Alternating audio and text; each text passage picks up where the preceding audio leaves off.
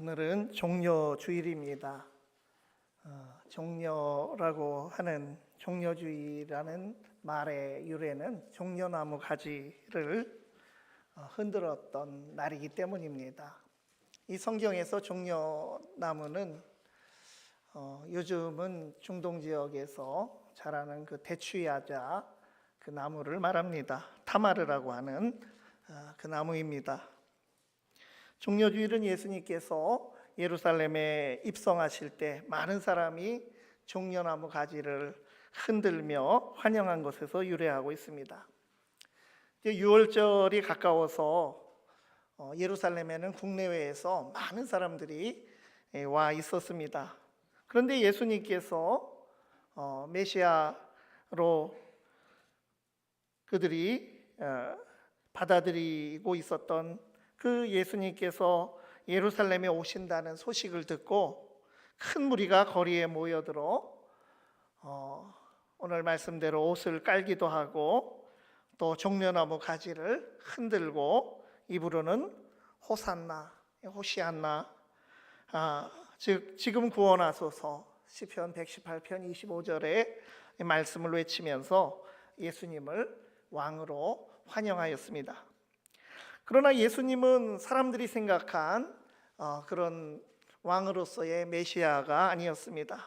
성경이 증언하고 우리가 믿어야 하는 나귀를 타고 예루살렘에 입성하신 예수님은 어떠한 왕이십니까? 바로 종으로 오신 왕이십니다. 이 첫 번째로 만왕의 왕 예수님은 겸손의 종이 되셨습니다. 예수님이 예루살렘에 입성하신 장면은 왕으로 오는 메시아가 한 번도 다른 사람이 타지 않은 어린 나귀 새끼를 타고 올 것이라고 하는 스가랴 9장 9절의 예언을 성취한 것입니다. 우리가 오늘 교동문에서도 함께 읽었습니다. 스가랴 9장 9절 말씀에 시온에 따라 크게 기뻐할지어다 예루살렘에 따라 즐거이 부를지어다 보라 내 왕이 내게 임하시나니 그는 공의로우시며 구원을 베푸시며 겸손하여서 나귀를 타시나니 나귀의 작은 것 곧 나귀 새끼니라.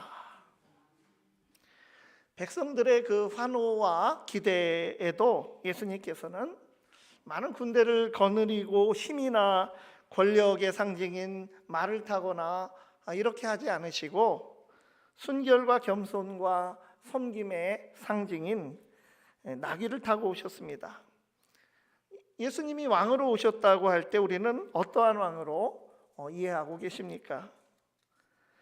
참으로 겸손의 왕으로 종처럼 이 땅에서 섬기며 살아가셨습니다. 군중들의 손에 들린 종려나무 가지, 그 환영에 왕을 환영하는 종려나무 가지만 보지 말고 그 어린 나귀를 타신 그러한 볼품없는 예수님의 모습을 바라보아야 합니다. 예수님은 화려한 모습으로 오시지 않았습니다. 바로 이 모습에서 바로 상징적인 장면, 무엇을 위하여 오시는 왕인지 우리가 볼 수 있어야 합니다. 초라한 마구간에서 태어나신 분이시고 세례 요한에게 순종의 세례를 받으신 분이시고 강력한 권력이 아니라 그 아가페 사랑의 능력으로 다스리시는 분, 사실은 다스린다기보다는 섬기셨던 분입니다. 우리가 무엇이건대 우리를 살리려고 십자가에 죽으신 분이시고 또 이렇게 나귀를 탄 보잘것없는 종과 같은 모습으로 오신 분이 우리의 왕 예수님이십니다.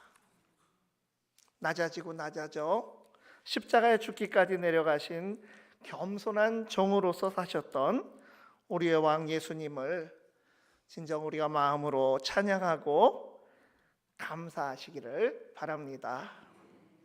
두 번째로 만왕의 왕 예수님은 고난의 종이 되셨습니다. 이사야 53장은 고난주간에 우리가 특히 많이 읽으며 묵상하는 말씀입니다. 예수님이 오시기 전에 선포한 말씀인데 쓰여진 시대로 본다면 500~600년 전에 쓰여진 그런 시간 간격이 있지만 예수님의 모습과 어쩌면 그렇게 정확히 일치하는지 참 이사야의 대단한 예언입니다. 이사야서에 나오는 4개의 여호와의 종의 노래 중에 마지막 4번째 여호와의 종의 노래인데 고난의 종으로 온 여호와의 종을 노래하고 있습니다. 하나님께서는 인류를 구원하시기 위해서 여호와의 종 메시아를 이 세상에 보내셨습니다. 그런데 모든 인간이 메시아를 환영하지는 않았고 오히려 메시아를 거부하고 대적하였습니다. 예수님이 이 땅에서 보여주신 수많은 기적들, 그 기적들은 사실 하나님 나라를 보여주는 것이고 또 예수님이 메시아이심을 보여주는 기적이지만 단순히 기이한 행적이 아니라 메시아를 드러내는 표적으로 행하신 것입니다. 그래서 요한복음에서는 특별히 예수님의 7가지 기적을 표적이라고 소개를 해주고 있습니다.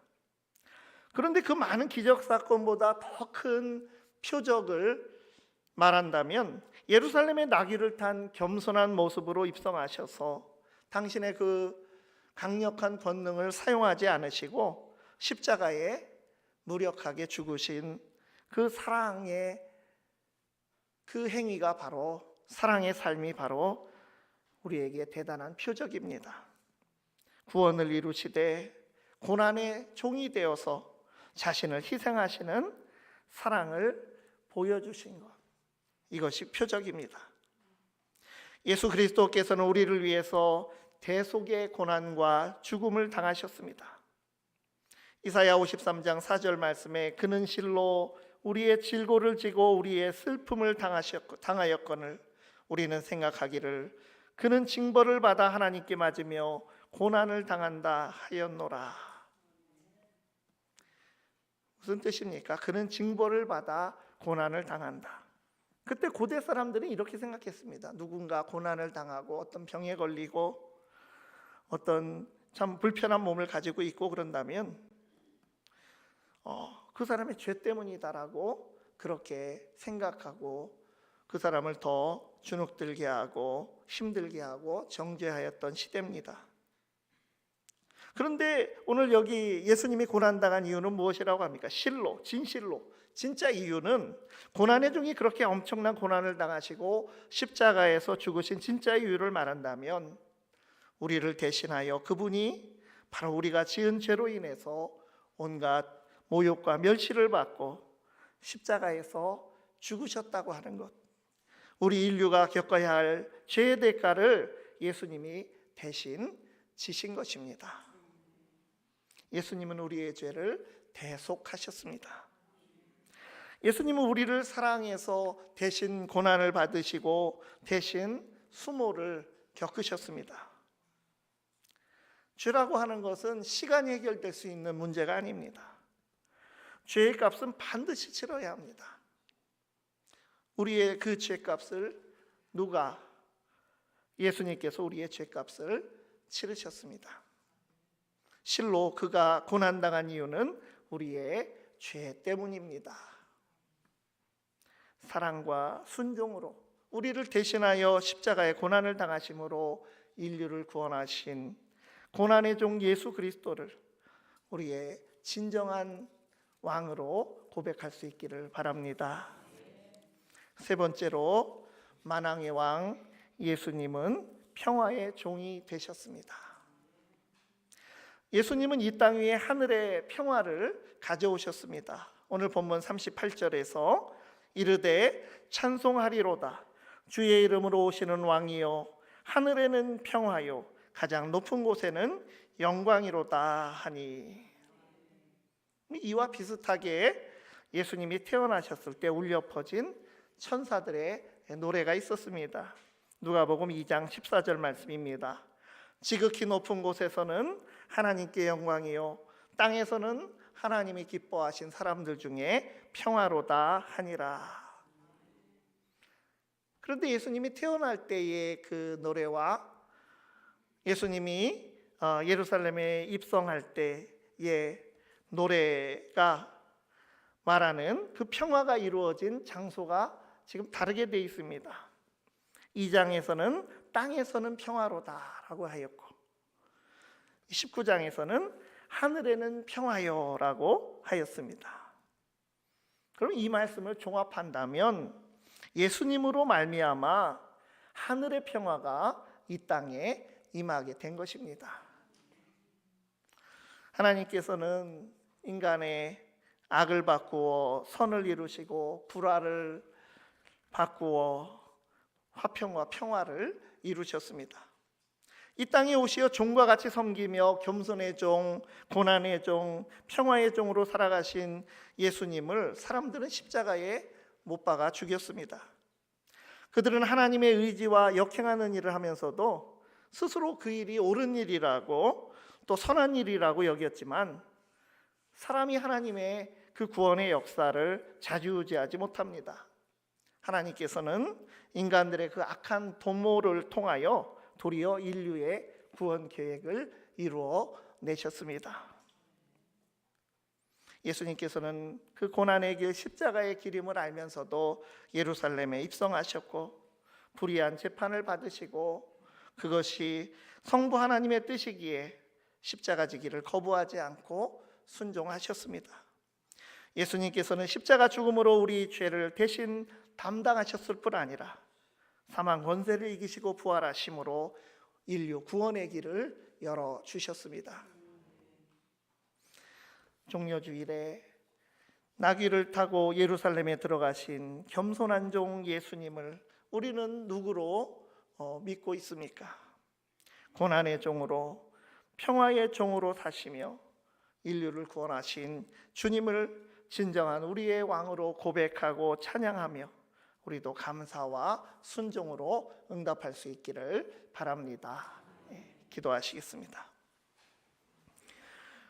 독생자를 이 땅에 보내신 하나님, 이 종려주일에 왕이신 메시아께서도 종의 모습으로 오셔서 종과 같이 섬기시어 인류 구원을 이루신 그리스도를 우리의 왕으로 고백하며 고난주간을 맞이합니다.